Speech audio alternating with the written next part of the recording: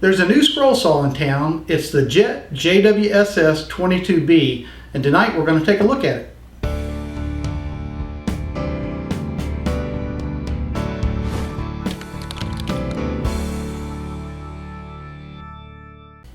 This video is sponsored by Seiko, the scroll saw specialist since 1986. Please visit Seiko at www.seiko.com. Hey guys, I'm Steve Good with the Scroll Saw Workshop. I'm out in the shop tonight and we're going to spend some time taking a look at the new Jet Scroll Saw. This machine just came on the market a few months ago, so of course there's a lot of interest in it right now. I'm getting emails weekly for people who want to know my opinion on this machine, and luckily with a little help from Seiko over at www.seiko.com, I was able to get this machine in the shop, and I've spent a good week on it now. Probably finished about 3 complete projects on it. So I've got a pretty good idea of the ins and outs of this machine, and I want to share that with you tonight. Just to get the specifications out of the way, and I don't want to spend a lot of time on this because this is not what really people are interested in, but I've got the manual here and I just want to go through the specifications real quick and point out the places that I think are important. First of all, the model number is the JWSS-22B. This machine has a stroke of 3/4 of an inch. The variable speed motor runs from 400 to 1550 strokes per minute. The throat capacity is 22 3/8 inch. It of course takes pinless 5-inch scroll saw blades. The actual maximum cut depth is 2 inches on this machine. The body and tool tray are made from steel. The tabletop is ground cast iron. The trunnions are steel, and the upper and lower arms are steel with a plastic cover. The table height, which is really important, but this is only true if you buy the optional stand. The stand adjusts from 32 inches up to 38 inches. Let's see, the dust port, this machine does have a dust port, dust extraction system. Of course, you have to supply your own vacuum or dust collector, and the dust port diameter is 1 1/2 inch. And it does recommend that you have a dust extraction system that's capable of 300 to 350 CFM. The machine weighs in at 68 pounds. Let's see, the net weight, optional stand only, I guess the stand is 21 pounds, so we're looking at a pretty heavy machine. So like I showed in the unboxing video last week, you want to have some help to move this machine around because it really is pretty heavy. So those are what I think are the important specifications, and as we take a look at the machine, and you can see I've set the machine up over here in my #1 position. I have moved the Excalibur over here, I've moved the DeWalt down, and I've moved the other DeWalt out of the corral for right now. So for the time being, this will be my #1 machine, the machine I'm going to cut the majority of my projects on, and that's the only way to test a machine. You've got to use it, you've got to use it under some stress. So that's why I've got it here. We'll probably leave it here for the next several months and just see if I can come across any problems. Before we move over and take a look at the actual machine, I want to talk about the manual that came with the machine just for a second. And happy to say that this is a really good manual. Unfortunately, the industry has stopped producing great manuals for several years now, but this one actually has a lot of very useful information in it. And we'll go through some of the things that are in this manual as we look at the machine, but don't forget to take a look at this manual before you operate the machine, because there is some critical information in here, and you really do need to read this to get an understanding of that. I'm over here at the Jet Scroll Saw right now, and I want to start out by talking about fit and finish of this machine. And a lot of what I'm going to talk about is my personal experience from years of using machinery and servicing machinery myself. But again, we really won't know the reliability of this machine for several months. I will say off the top, I'm pleased with the fit and finish of this machine. If you watch my unboxing video, you'll notice that it was very easy to assemble. Everything went pretty well. The cast iron table is very heavy, sturdy. I did check it for flatness, not that it's that big a deal on a scroll saw, but it is a nice flat table. The only thing I did to the table is it came with the protective coating on it, and after I cleaned it off, the table still felt a little bit sticky. So I did use paste wax, and I recommend the Johnson's paste wax to get the table nice and smooth. That's probably something you're going to want to do every couple of months or so. It also helps protect the table from rust, so it's a good idea, and it does make cutting on the table much easier. So anyway, that's very solid. This is a tilting head saw, and when you release the lock down here, you can see that the upper head tilts and it keeps the table flat. This is similar to the Excalibur scroll saw in that it's now only the second machine that tilts the head. I don't find this to be all that big of a deal of a feature. I'm used to years of cutting on machines that had the table tilt, and honestly, either one is fine with me. It's not that this is a bad design. It's probably a good idea because it does keep the table flat, helps you keep smaller pieces on the table maybe. But just to be perfectly honest, I never considered that a problem in all those years before these machines came out. The upper head, to get it back to zero, there's a pin down here that you push on, and as you push, turn the knob, it locks back into the home position, which is the blade being 90 degrees to the table. I haven't checked to see how accurate that is yet, but my initial opinion is it was pretty accurate, but I haven't really done any work yet where I've been tilting the table, so that hasn't been a big thing. But I would probably still go ahead and check the parallel on the blade with your favorite method. As far as maintenance goes on this machine, like most scroll saw, there's not really very much to it. They do recommend that every couple of months or so, or every 6 months, you use a little light grease on the trunnions to keep that action moving smooth. Of course, the brushes on the motor, it's a DC motor, and there are 2 brushes back there. The recommended procedure for checking those is every 2 months, and change them out if you've got any pitting or burning, or if they've just worn down considerably, you want to change those. And of course, those are available to purchase online. If your machine ever starts bogging down, or even if you're just running into some kind of unusual problems, like the machine speeds up or slows down or anything, electrical noise from those can be a problem. So check those regularly. Like I said, every 2 months. More often, of course, if you're using the machine very heavy, less often if not. But that's something to keep in mind. Other maintenance items that I'm assuming will eventually need to be replaced, because they always have been on every other saw, is even though this is a different style of clamping system, and we'll get into more detail on that later, that still has set screws that hold the blades in the clamps up here on the top. And I'm assuming that those are eventually going to wear, just like every other saw always has, and they'll need to be replaced. Again, you'll be able to purchase those online. Also, the lower clamp, which on this machine is removable, it has a set screw in one side and a thumb screw on the other, and I'm also assuming that these are eventually going to wear. So far in my tests, they've been very reliable, but something to keep in mind. Also, and I think I mentioned this in the first video, I'm not sure if I did or not, but when you get 2 additional lower blade clamps with the machine, and the blade is not centered in the hole when you first get the one that was installed in the machine was, but the 2 that came extra, they weren't centered. So I had to take a Allen wrench and adjust this set screw and the thumb screw to where they met in the middle of this hole where the blade goes, and we'll get some close-ups on that. So make sure you check the 2 extra blade holders to make sure they're putting the blade in the middle of the hole. And that's kind of important, because you don't want this blade to be, moving at an angle when it clamps into the top clamp and then to the bottom clamp. So you want to square this up, or not square it up, but you want to center it up as well as you can.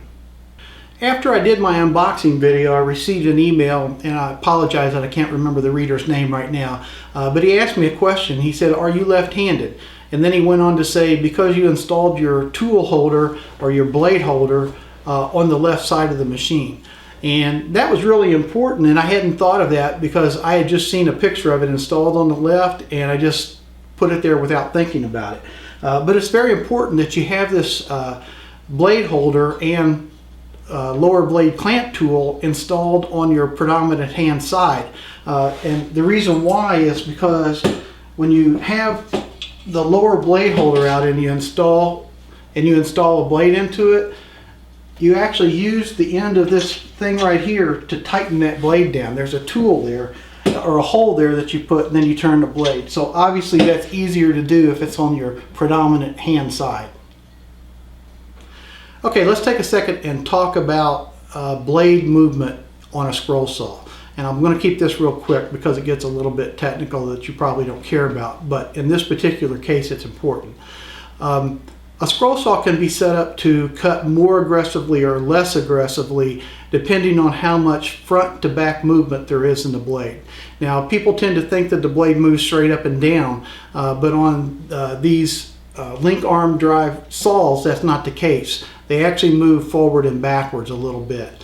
And the more forward and backward movement, the more aggressive the cut. Now, that aggressive cut's fine if you're cutting a thick, dense material using a large blade and you're just trying to get through the cut. But if you're cutting 1/8 inch or 1/4 inch or very fine, delicate fretwork, you want to minimize that back to forward movement to make the saw run smoother and cut less aggressively. Now, this will slow down your cut a little bit, but it'll help you be more accurate and prevent breaking your piece. On this machine, the instruction manual shows you how to set that adjustment. Now, this is a very important adjustment because most people don't understand what's going on here. In the old days, this knob back here was basically just your tensioning knob. You'd put your blade in and you'd go back here and you'd crank down on this knob to set the tension on the blade. Well, on these newer machines like this and the Excalibur, that's not the way it works. You actually put the blade in and you set the quick tension here. This knob back here is actually helps you set the amount of forward to back movement. It's part of setting that adjustment for the forward to back movement on the blade. So what you do is, and this is one of the reasons why I like this user's manual so well, but is because it's the first user manual I've ever seen that actually showed in detail this adjustment. And basically what you do is you take this knob and you turn it until the adjustment between the table and the arm is even from here to the back. In other words, you want the same gap. You want this upper arm, the bottom of this arm, parallel with this table. Then once you get that set, to adjust the forward and back movement, you can come back here and loosen these bolts back here on the motor, and you can turn the motor either forward or backwards, rotate counterclockwise or clockwise to increase or decrease that movement front to back on the blade. Very critical adjustment. Almost nobody understands that. I've had questions about too much forward to back movement and the machine being rough many times over the years, and that's because on this machine and on the Excalibur over there, that's what this adjustment is. And people just, because of past experience, they think of this as a tensioning knob, which it's not. On some of the machines like the DeWalt is a fairly aggressive cutting machine, and there's more front to back movement on that machine than there are on some of these higher end machines that give you the ability to adjust that. And we'll look at that adjustment maybe a little closer here in a few minutes when I get a close-up of the machine. Let's talk about this lower blade clamp and changing blades when they wear out, break, or just get dull. It was a concern I had when I first got the machine that this was going to be an inconvenience, and it might be enough of an inconvenience to make up for how convenient the top blade clamp is. And what I've found after using the machine for a week now is that really was something I didn't need to be worried about. This lower clamp holder comes out so easily and it's so quick to get out that it really does not present much of a problem. And obviously you're only going to take this out when you have to replace the blade unless you're a bottom feeder. So again, if you're a bottom feeder, this might be a bigger issue for you, but you're going to get better at it as you try it. So again, you're going to have to use your own judgment there. When you get the lower blade clamp out and you want to replace the blade, what I did at first is I would just set the blade clamp down on the table with the little hole that holds the blade pointing up and the thumb screw side on the right. And the reason I did that is because the orientation of the blade has to be correct when you put it back in. So with the thumb screw in this position, let me see if I can do this and keep it on the camera. You take the blade and place it into that hole with the teeth pointing towards you and the thumb screw on the right, and of course you want the top of the blade outside of the thumb screw because this is the bottom thumb holder. So what I was doing is I was just pushing the blade all the way down to the table and lightly just finger tighten it right there, and then what we'll do is we'll go down to the lower blade clamp tool and I'll show you that. Hang on just a second while I move the camera. I've got the camera down where you can see this lower blade clamp tool that's actually built into the blade tray right here. And what you do, once you get the blade into the lower holder, you just stick it in that little hole right there that has flat spots on it, and then you can take and turn this to tighten that blade. And you don't really have to torque down on it very much. I've found that this blade holder is pretty reliable. Now again, these set screws are probably going to eventually wear out and maybe the blade will start slipping on you. But to this point I haven't had that problem. You just put it in there, tighten it down, and you're ready to reinstall it. Again, you can see why that's so important that I moved the blade holder to the right side of the machine since I'm right-handed. And now it's just a simple matter of, since Jet provided us with this slot in the table, and let me talk about that for a second while we're pointing to this. I mentioned in the first video that I was concerned that this might be a problem with the wood snagging on it or any issue like that, and that has not been a problem. If you have entry holes that you drill with your drill press or your hand drill and you blow out the back of the hole when you're drilling down from the top and that gets real rough, I thought maybe that might actually snag right there. But I haven't found that to be a problem. It's, you know, it's sharp enough that it seems to actually just shear the fibers off and it's not a problem. So that was one thing I mentioned that I wanted to point out. So now once you get the blade installed in the thumb screw, it's just a matter of taking this lower holder and putting it into this bottom spring and then feeding it into the upper clamp. But one thing I ran into, a couple things I ran into, we'll talk about this one first. I was taking the blade and actually pointing it towards me like this and then going down and putting the blade holder in and then trying to turn the blade up. And I don't know how well you can see that, but I would actually spin the lower blade holder and I would spin this blade up, and I'm actually having the problem I want to talk about right now. If this blade holder, if you're tensioning it to the right and you go to turn it up, the blade will actually catch on the lower blade trunnion, and you have to move it to the right a little bit to get it to come up. And that was starting to become a nuisance to me until I realized I was doing it wrong.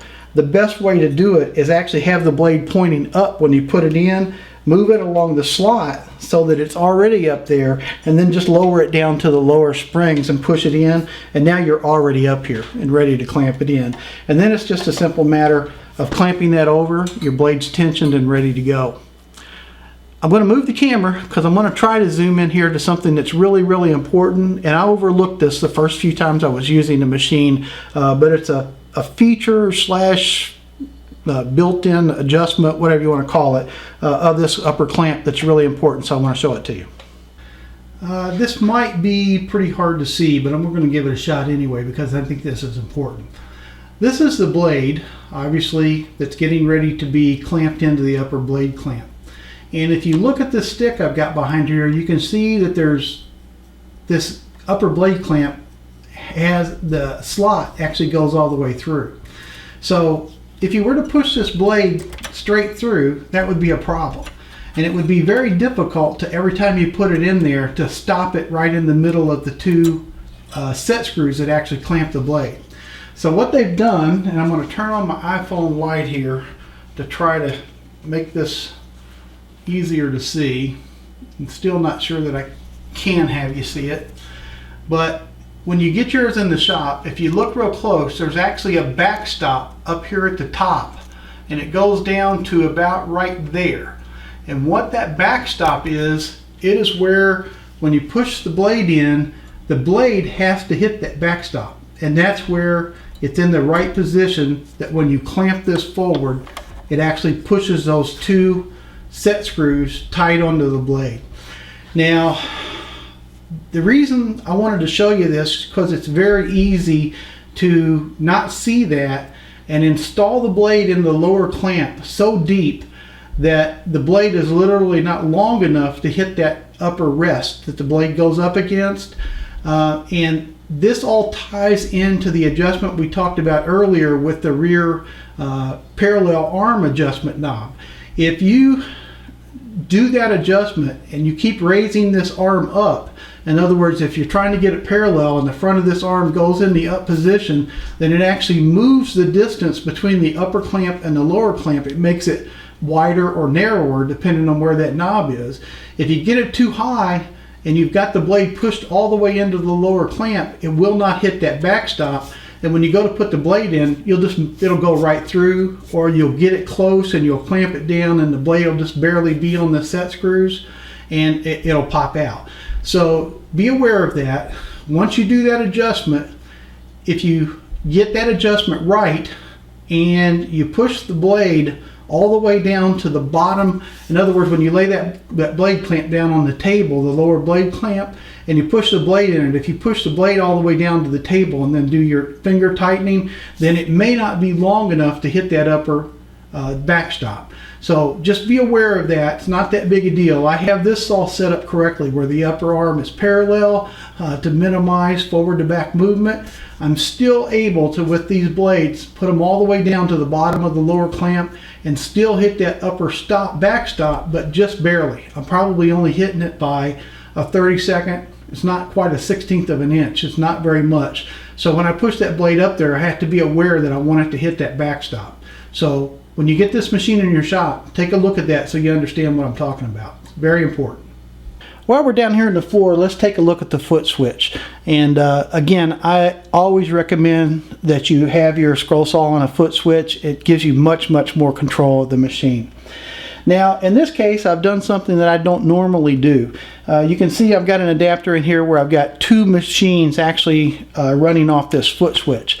And if you look back here behind it, you'll see a and I can't pronounce the word, but it's a vacuum cleaner, and the brand name is MIELE, and it's one of the vacuum cleaners that I was going to test for the Scroll dust extraction system, and I just haven't got around to it yet.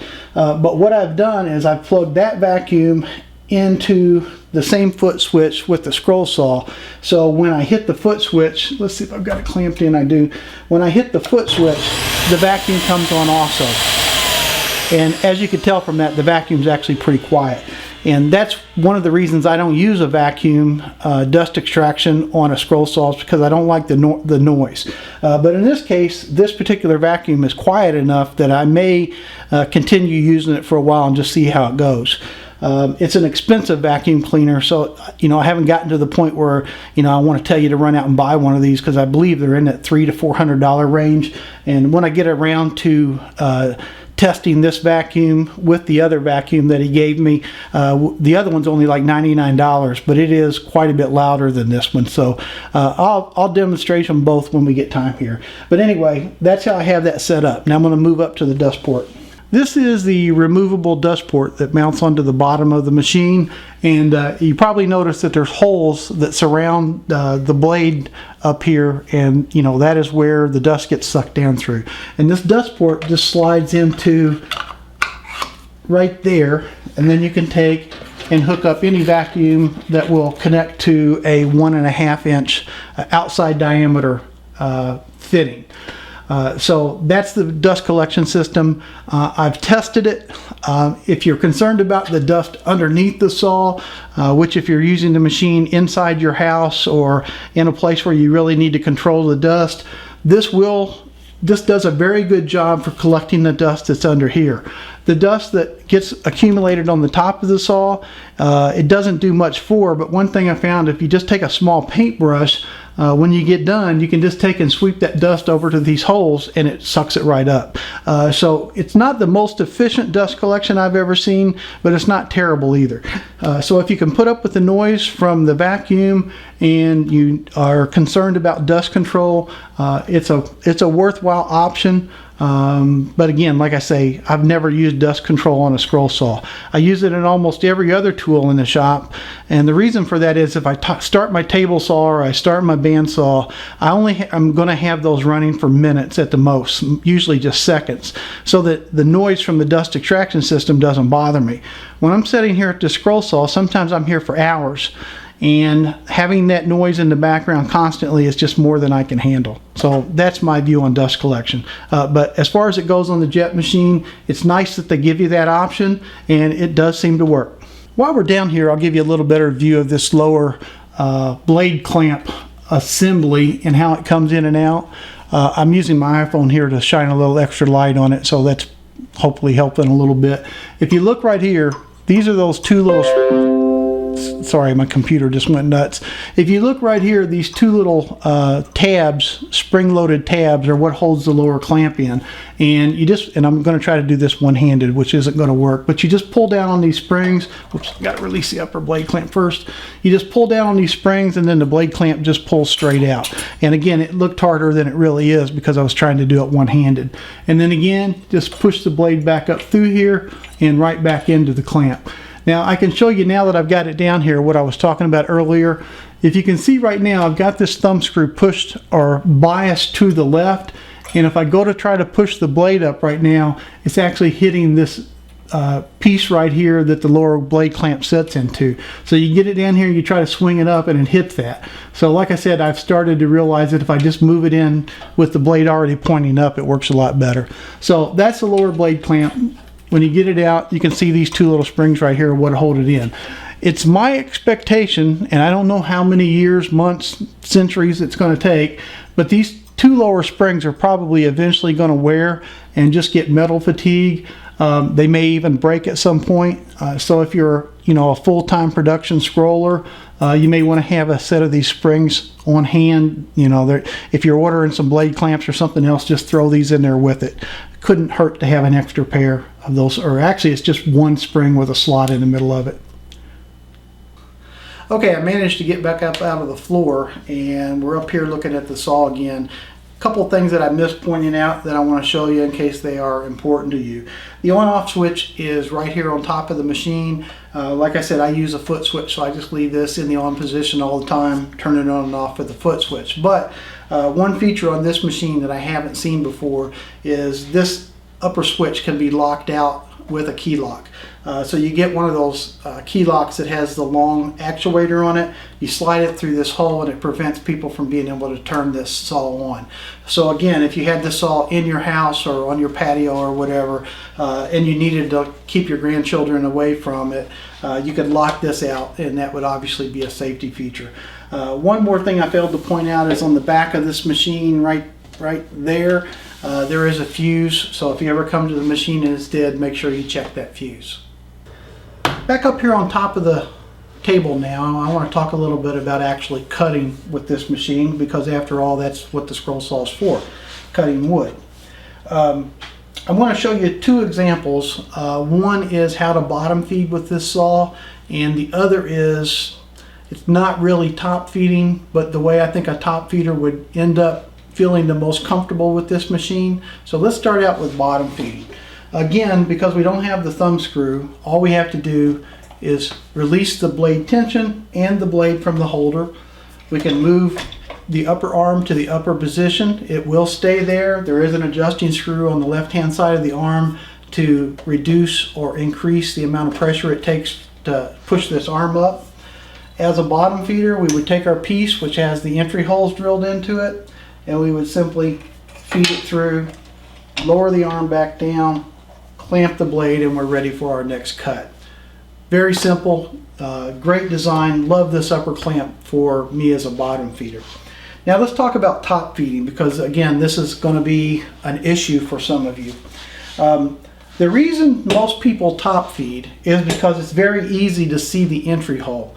When you have a blade as a bottom feeder on this piece, because it's so small, it was very easy for me to take the blade and find that hole and push it down into that entry hole. If this piece is very large, that gets way more complicated to find that hole. And you generally will have to turn the piece to find the shortest distance between the edge and the hole. And sometimes you just kind of have to feel for it and push it through there. So that's the disadvantage of bottom feeding. I started out as a bottom feeder just simply because I didn't know any better, and I just got so used to it I've never changed. But again, as a top feeder, if this blade was left in the upper clamp, you could just feed it back down through the top. Now, let me show you the way I think top feeders are going to use this machine, if they consider it as a purchase, is what they're going to do is they're going to release the upper clamp. They're going to pull this lower blade clamp out of its lower clamp. And now, because you've got the blade separate, you can still bottom feed, but you have the same advantage of top feeding because it's very easy to see that hole. And then you can just push your blade back into position and lower the upper arm, clamp it, and you're ready to go. So even though you're still bottom feeding, you have the advantage of being able to see the hole because this lower clamp is so easy to remove. Now again, I could see an argument either way as to whether this is a deal killer for you as a top feeder. It would be, in my opinion, too much trouble to actually be a top feeder to release this upper arm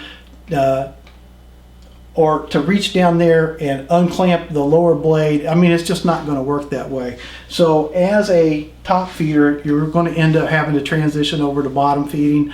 And again, you'll just have to use your own judgment how much of an issue that is for you. Fortunately, probably over 90% of the people out there are bottom feeders. I don't know exactly why that is, but almost everybody does. So that's good news.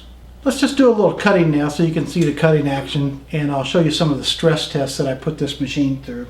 We talked earlier about the aggressiveness of the blade of cutting, and I have this blade set up to be not very aggressive at all. I want this blade moving straight up and down as much as possible. And what I do after I do that adjustment that I showed you earlier, a lot of times I'll just take a block of wood and I'll just lightly press it up against the back of the blade. And on machines that have very aggressive cuts, you'll actually see this block of wood will start bouncing back and forward significantly. And right now when I lay this up against there, it barely moves. And it's hard to see, but this blade has very little forward to backward movement, which is very important if you're cutting tight fretwork. So we'll just do a little cut. This is a piece of African mahogany, which is not the hardest wood out there. I have a number 5 slow reverse blade in there, and I'm just letting the blade do the cutting. I'm not trying to push the wood through the blade. And you can see I've got a very smooth cut, very little vibration. It's not taking much of anything to hold the wood down. Very nice cut. And again, that was at about probably 90%. I'll turn the speed all the way up. And you can see obviously I can cut faster, even letting the blade do the work. And the vibration and the smoothness of the cut is fine. You could cut pretty fine fretwork on this machine even at the highest speed. I wouldn't recommend it. My general rule of thumb is you turn the blade up as high as you can and still maintain control. So on a very thin piece of wood, like a 1/8 inch thick piece of Baltic birch plywood, I'm going to turn the machine down quite a bit because it allows me to maintain control of the cut. The thinner woods cut so easy that it's easy to let the blade run away from you. So other than that one little spot there, right about 90%, this machine has good speed control. Here is some 1/4 inch maple, and again, it's going to cut this like butter. Here's something I can point out to you that some people don't recognize when they see it happening. This piece of maple, if you can see, it has a considerable amount of bow to it. All right, so when I put it down on this table, it's not sitting flat on the table. If you look, when I push down, this moves up and down because it's bowed so bad. So what appears to be vibration when you're trying to cut the wood is not actually vibration of the machine. It's actually being caused by this wood being bowed. Listen to the difference in the sound when I push down on this wood. There I'm just barely holding it. Now I push down and flatten that board out, and now you can see it's a much smoother cut. So that's something doesn't relate to this saw, but just a little tip there because I noticed it when we started cutting. So if you start cutting a piece of wood and the vibration seems out of the ordinary, make sure that the blade is, or the blank you're using is actually flat. And this bow is actually a better scenario than if you have it something like this and it wants to teeter-totter on you like this. this is actually really bad. You can really run into a lot of trouble trying to cut this. On this, at least if you just apply a little more pressure, it'll flatten out. It'll fatigue your hands faster when you cut a board like this, but at least you can cut it if you can put the bow down. So when you apply a pattern to a board like this, you want to take that into account. So anyway, there was some cut on a piece of African mahogany, and it cut that like butter with no problem. I am going to turn the dust collection on, and I'll show you what I'm talking about here on the dust on the top of the table. Let me get this powered back on. See if it's actually on. Yeah, I don't know if you can hear that, but the vacuum's on now. And I'm going to use this MDF just simply because the dust on this MDF is crazy. So we'll make a couple cuts on this, and we'll take a look at the dust collection.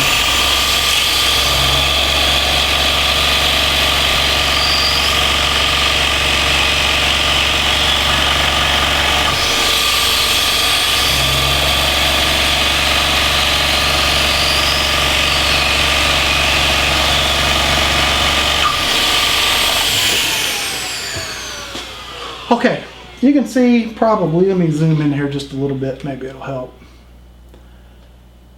You can see on the top of this table here, we have some dust. So obviously the dust collection didn't take care of that. We've got the air blower over here, which is of course blowing the dust away from the cutting line, but it's also blowing the dust off the top of the board over here onto the table. So this dust extraction system is not going to help that. But if you, and I've lost my brush now, but if you have a brush, you know, once you remove your wood, just leave the vacuum running for a minute and just brush this dust over there, and it seems to do a pretty good job of taking that dust and getting rid of it. So I don't know if you consider that an issue or not, but again, it does not have upper dust collection, you know, built in. I have installed the smallest blade I have in my shop in the machine. This is a 2/0 blade, very small, good for doing puzzles and stuff like that. But it's also probably the best stress test that you can put on your clamps.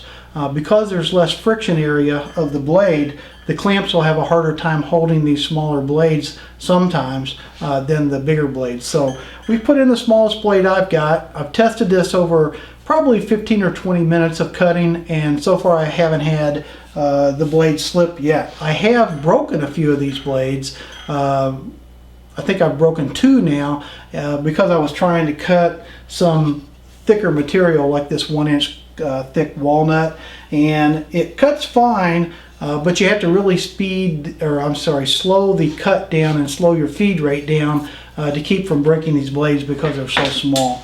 But we'll do a quick cut here with this and just see how it goes. And again, I'm using this wood that's kind of warped, so it kind of rattles a little bit.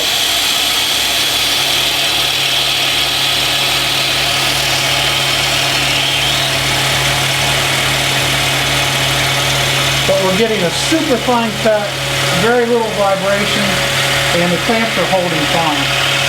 And again, even when I've cut thicker material with these small blades, which is not recommended, it was strictly a stress test, the blade broke, but it broke in the middle of the blade. It didn't break at either one of the clamps, and it didn't slip from the clamp. So when these blade holders clamps are in good condition, they hold that blade very well. And if you've used just about any scroll saw, you know that's a real pain when the blades start slipping out of the clamps. So I'm impressed with these clamps. They work good.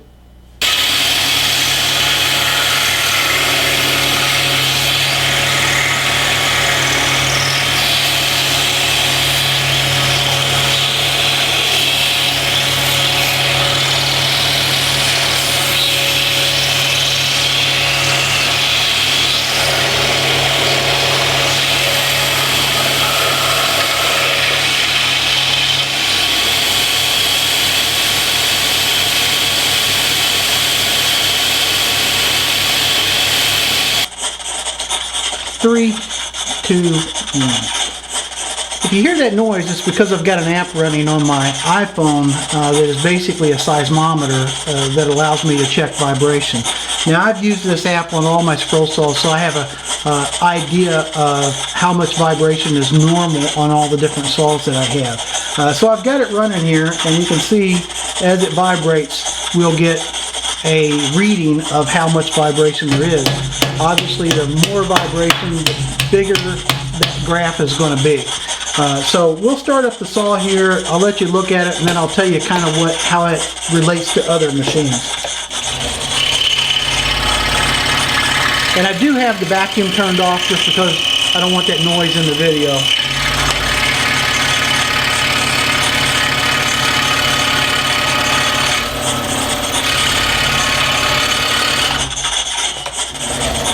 Okay, with no cutting, you can see that's the amount of vibration. When I start cutting this 3/4 inch poplar,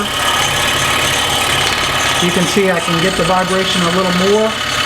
I'm pushing very hard, which I'm actually causing some extra vibration. And you can see if I let this wood go, it's going to go crazy. Let me stop that. That compares very well with all the other machines in my shop. When I had the $100 Craftsman saw in here, the vibration was almost off the scale. It was at least 3/4 the width of the screen. I have two DeWalt machines. The Type 1 has comparable vibration to this, maybe a little bit worse. The Type 2 is again a little bit worse, and the Excalibur rates very well, almost identical to the vibration of the Jet. Now, let me take this blade out for a second and remove this piece of wood and show you something here. Scroll saws tend to have a sweet spot, and I'm going to back this up just a little bit so you can see the knob on the top. This is the speed control up here on the top, and like I said, scroll saws tend to have a sweet spot of where there's a minimal amount of vibration. So what I'm going to do is I'm going to turn the seismometer back on, run the speed control up and down, and let you take a look at it.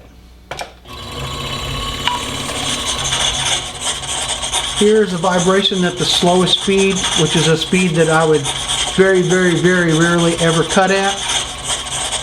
As we move up, there's probably about the lowest speed I would ever cut at. That would be maybe on a very thick, dense piece of wood. Or I take that back, that would actually be on a thinner piece of wood where I needed to have more control of the blade, so I would actually slow the blade down. And if I go up, you're going to see that this machine at top speed, and you saw that little blip right there where the highest vibration was not actually at the top speed, it's actually right there. And then as I go past that, it actually calms back down a little bit, if you can see that. So this machine's a little bit unique in that at the absolute highest speed, the vibration is still very good. There is a spot right there, probably about 90 or 95%, where the machine starts to vibrate a little more. Now on the Excalibur scroll saw, I have to run it at about 90% as my top speed, because above that this vibration gets a little bit worse, and on very fine fretwork that can be a problem. But in general, the vibration of this saw is quite good, and this heavy cast iron table helps a lot, and the fact that it's built very well helps a lot. Also, if you buy the optional stand, one thing you want to look for when you build this stand is to make sure you get all the nuts and bolts very, very tight. This stand does definitely help reduce vibration, and I do recommend that you buy the stand if you can at all afford it. It is built to help reduce the vibration on this machine. Okay, maybe just one or two more little minor things to point out, and then we'll move on to what I think about this machine as a good item to purchase. First of all, the distance between the blade to the front of the table is 3 5/8 inches. And when I used to cut on the DeWalt scroll saw, which has a very long, I think it's almost 8 inches from the blade to the front of the table, and I first went to the Excalibur and now the Jet, this smaller distance concerned me because I thought maybe the piece that I was cutting wouldn't stay on the table very well. But I was actually wrong about that after I made the transition over to this. The reason this is important, that this distance not be too deep or too narrow, is that A, if you get the blade up closer to your eyes, you can see the fine fretwork you're cutting better. So I actually prefer this shorter distance. Now there would be a point where this distance would be too short, I believe, but I think the Jet has it just about right. I think this almost 4 inches, I think it's 3 5/8 inches, is just about perfect. And I cut a 14-inch project the other day, which was probably being cut out of a 16 by 16 inch board, and I didn't have any trouble with it staying on there at all. It was perfectly fine. So if you're concerned about this distance coming from the DeWalt, I think you'll actually appreciate this change if you move up to the Jet from a DeWalt scroll saw. You'll appreciate the shorter distance, especially if you're getting older like me and you have to wear these glasses to see what you're doing. If you do buy this machine from Seiko, which I highly recommend, I've talked about Seiko before, and it's one of my favorite places to do business with. Ray over there has incredible customer service, and if you're buying the Excalibur scroll saw, he is the man. He knows more about that machine than anybody walking that I know of anyway, and his customer service is so good that you just really should do yourself a favor and buy from him when you buy one of these machines. The Jet, as far as I'm concerned, I wouldn't buy anyplace else but from Seiko. Their prices are competitive with anybody else, and you're going to get customer service, and you're going to have somebody that can stand behind the machine that understands any problems you might have and can help you work through them. Let's talk for a minute about the brand. Let's talk about Jet. I have had probably 4 different Jet tools over the years. I had a Jet bandsaw, which I upgraded, and I didn't upgrade because of the quality of the bandsaw. I just needed a bigger bandsaw.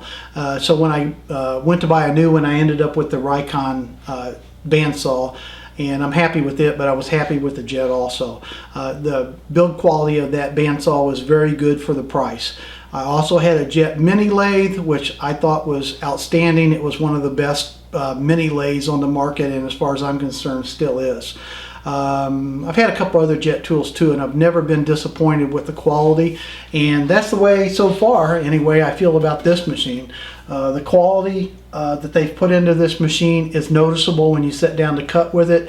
If you're moving up from an entry-level saw, you're probably going to be blown away by this machine just because the fit and finish is very, very good. I am happy with this saw. I can't right now tell you if I will move this machine into the #1 spot permanently and it will be my go-to saw. Only time will tell. Like anything else, you have to drive it for a while to really get that kind of feeling. Some of it's going to depend on the reliability, but I like what I see so far. The only problems that I've had with the machine and the time that I've had it in the shop is when you go to release the blade and move this up. I did have one, actually it happened twice, but the first time it happened I really didn't know what happened. I went to move this arm to the upper position and it kind of hung on me a little bit, and I had to give it an extra push to get it to go up. It wouldn't go but like halfway up. So I didn't think too much about it because I really wasn't paying that much attention. The next time it happened, I went to push this arm up and I absolutely could not get it up. And of course I didn't want to force it, but I could not move this up.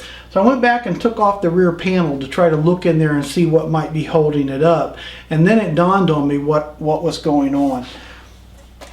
Depending on where this machine stops during its stroke, there is some magic point where this particular machine, and I can't speak to this for all of them or if it's just this one, there's some magic point where this machine stops that arm won't go all the way up.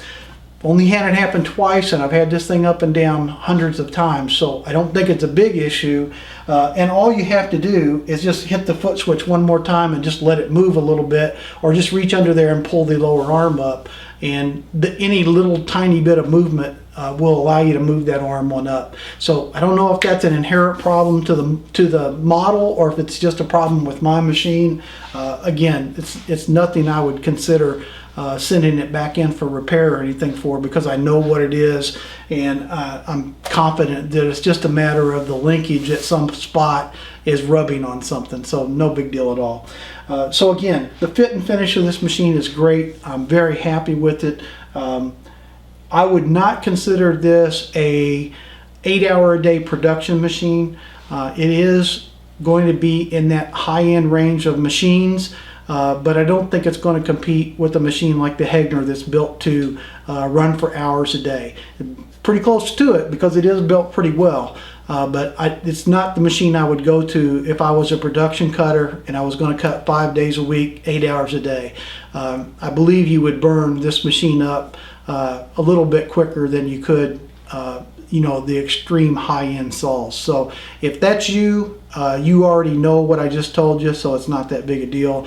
99.9% of us are going to cut a few hours a week, maybe just weekend sawers, or a couple hours a day at the most. So this machine is going to hold up very well under those conditions. I firmly believe that. And if not, I'll come back and tell you in a year or so once I get the emails in from readers that are having problems with the machine. I'll come back and give you feedback on that, but it's going to take a while. We just don't know yet.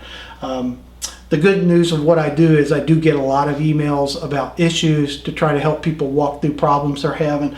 So I'll hear pretty quick if there are problems, and so far I've not heard a peep, but some of that is because there's not that many of these machines out there in the market yet. As time goes on, of course, that'll change. Okay, I think I'm going to stop there. I may have missed a few points, but this video is getting so long I don't want to go any farther. If I run across more issues in the next few months, I'll come back in a future video and talk about it. But right now, I'm impressed. I like this machine a lot. I really like the new upper blade clamp assembly. Eliminating that thumb screw sounds like a small deal, but for me personally, it's a big deal. The lower blade clamp, the concerns I had with it on initial inspection have completely gone away. This lower blade clamp does not bother me at all. After just a few minutes of cutting with it and understanding how to install the blade in it to get all that right, I'm perfectly happy with that. I'm especially happy with the manual that comes with the machine. Very detailed. Everything you need to know is in that manual, and boy, is that a blessing compared to a lot of machines these days. So, and if you buy electronics equipment, you don't even get manuals anymore. You have to go download them. So at least they still put a manual in the box, which was great. Okay, I think I've stopped this video about 4 times now, so I really will stop now. I'm Steve Good. Thanks for being here with me at the Scroll Saw Workshop, and we'll catch you next time.